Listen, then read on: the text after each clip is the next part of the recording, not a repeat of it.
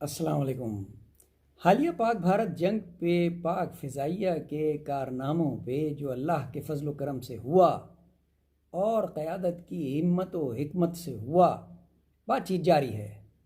मैं आज एक मुख्तलिफ अंदाज में अपनी एक छोटी सी नज़म के ज़रिए ख़राज अक़ीदत पेश करूँगा। नज़म का उन्वान है क़त्ल की रात। जी हाँ, आप हैरान होंगे इतना ऑफेंसिव टाइटल क्यों है। 6-7 की रात को मैंने कत्ल की रात से तशबीह दी है। अर्ज़ किया है, कत्ल की रात को चर्चा रहा राफेल का,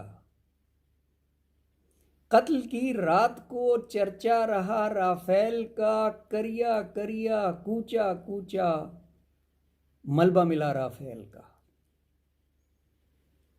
करिया करिया कूचा कूचा मलबा मिला राफेल का।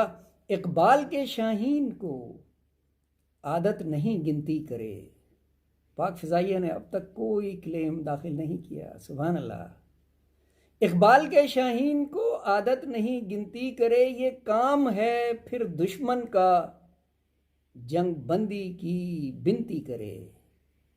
ये काम है अब दुश्मन का जंग बंदी की बिनती करे, काम ना आए 400।